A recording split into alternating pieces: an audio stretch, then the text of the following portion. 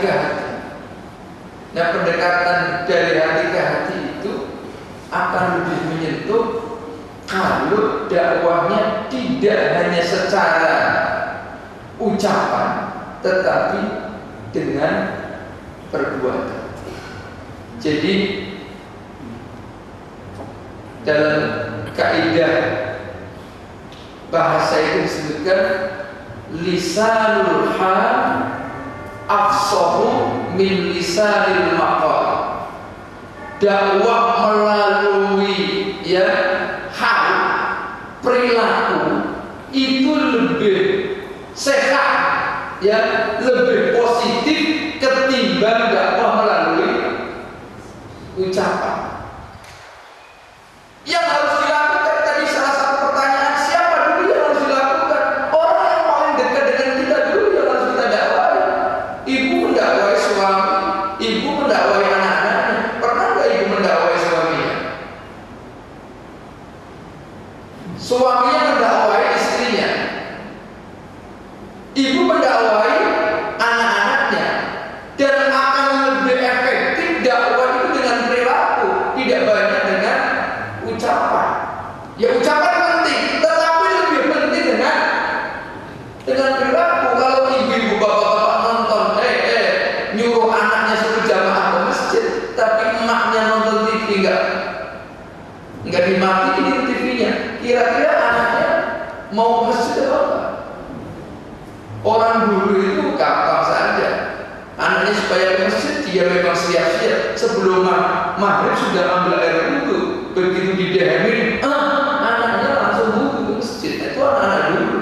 Sekarang bapaknya dehem, ditanya mau beli komik Pak.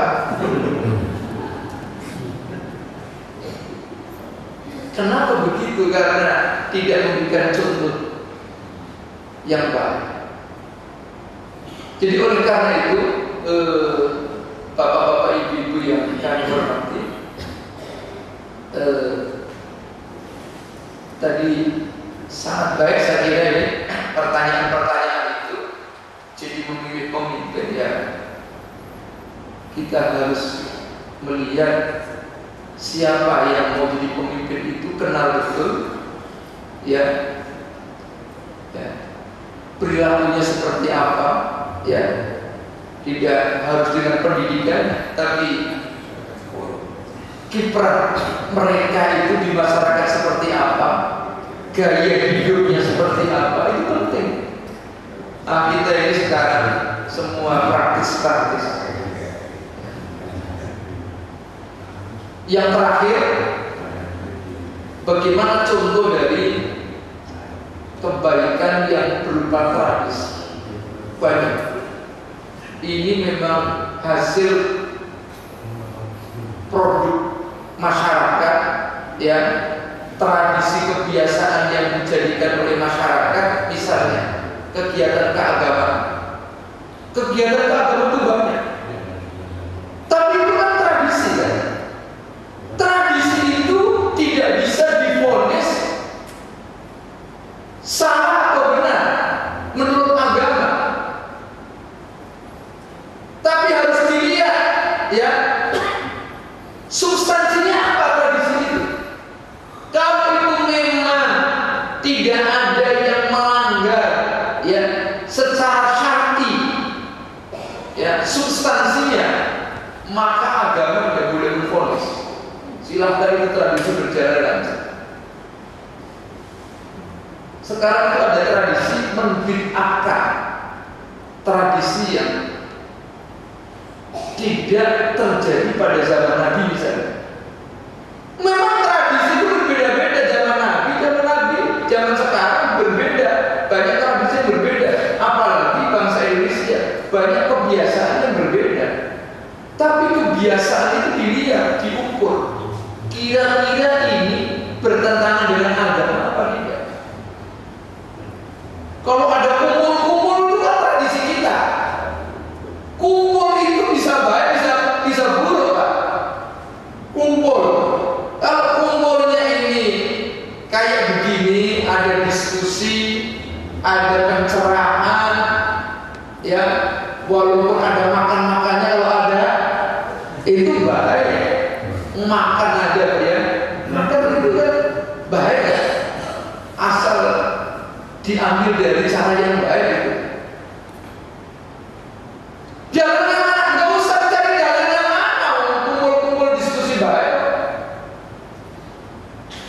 Agama tidak pernah melarang.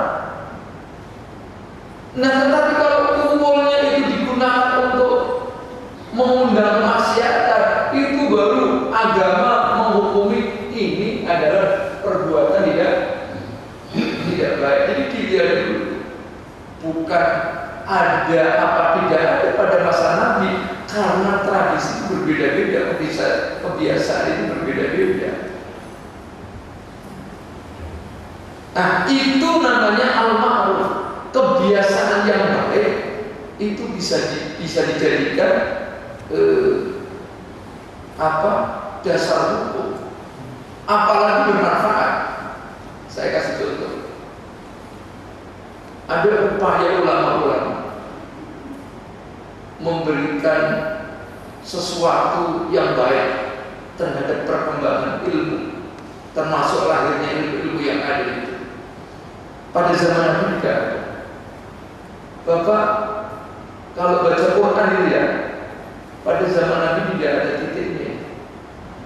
Ya, kalau mau selalu merujuk kepada zaman Nabi, Quran yang kita baca ada titiknya? Enggak ada.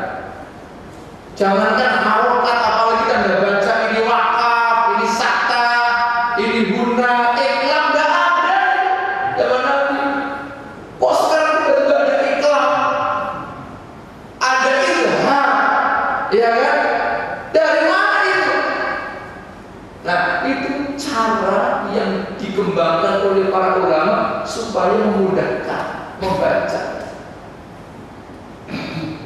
Ini kan bahaya.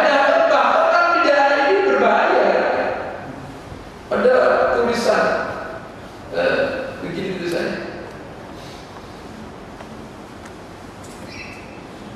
Iqbal hadza. Ada orang nyuruh yang kirim surat, pengantarnya itu tulisannya qabila ya baru, fi'il amalnya Iqbal terima hadza surat ini, ya kan? Nah, antara Iqbal dengan kata uktur itu tulisannya sama kalau tidak dikasih titik, Pak. Ya. Garis ya, ko gitu kan, ba, la, ba sama Pak, itu bacanya sama kalau tidak ada titiknya, Pak. Ya. Disuruh terima ini bacanya uktul, bunuhlah ini. Salah semua. Itu baru satu kata saja salah. Kira-kira kalau tidak ada titiknya Quran itu apa nggak salah semua kita? Ayo, siapa yang bikin titik? Siapa yang bikin harokat itu? Siapa yang bikin tanda baca itu? Itu adalah kebiasaan ulama-ulama terdahulu untuk berkreasi yang lebih maslahat. Tidak apa-apa, tidak ada yang protes itu. Ayo, siapa yang berani ngomong Quran yang ada titiknya itu kita bubar itu Quran itu dibaca. Ya, apa yang mau ngomong itu kan? Nah, sama aja dengan tradisi kegiatan yang lain.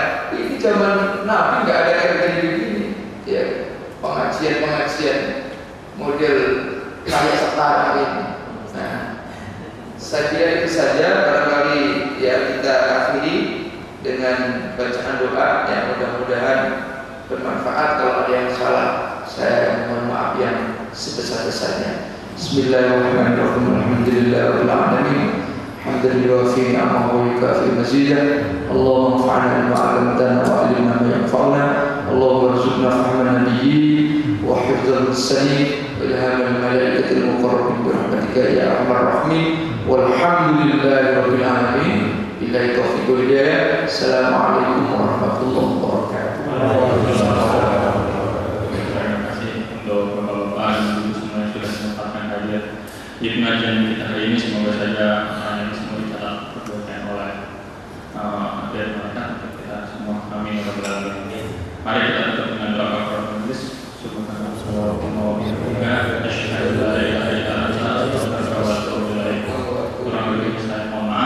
wabillahi taufiq.